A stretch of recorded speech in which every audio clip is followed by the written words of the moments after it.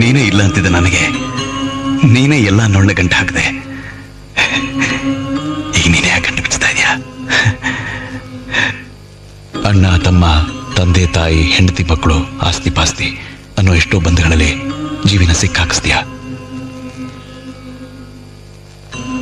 ಆ ಸಿಕ್ಕುಗಳನ್ನ ಮೃತ್ಯು ಅನ್ನೋ ಒಂದು ಚಿಕ್ಕ ಸ್ಪರ್ಶದಿಂದ ತಟ್ಟಂತ ಬಿಡಿಸ್ಬಿಡ್ತೀಯ. ನಿನಗೆ ನೀನೇ ಸಾಟಿಲಿಲ್ಲ ಅಮ್ಮಯ್ಯ.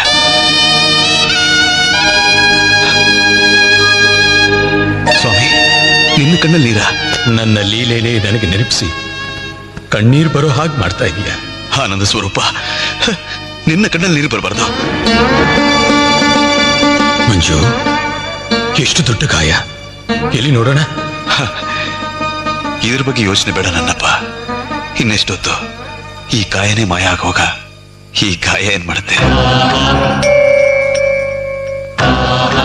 ಬೇಗ ತಿನ್ನು ಸ್ವಾಮಿ, ತಡ ಆದ್ರೆ ಗುಡಿಗೆ ಹೋಗಿರೋಲ್ಲ ತಿರುಗಿ ಬಂದ್ಬಿಡ್ತಾರೆ. ಆಗ ನನ್ನ ಕರ್ಕೊಂಡು ಹೋಗೋದಕ್ಕೆ ನಿಂಗೆ ಸ್ವಲ್ಪ ಕಷ್ಟ ಆಗ್ಬೋದು.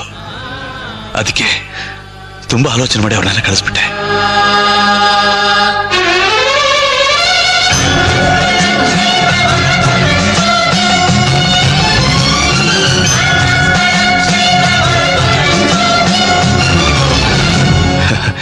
ಸ್ವಾಮಿ, ನನ್ನ ಮೊರೆ ಕೇಳಿ ನೀನು ಒಳಗೆ ಬಂದೆ. ಈಗ ನಿನ್ನ ಆಜ್ಞೆ ಪ್ರಕಾರ ನಾನು ತೃಪ್ತಿಯಿಂದ ಹೊರಗೆ ಬರ್ತೀನಿ. ಓಂ ನಮಃ ಶಿವಾಯ.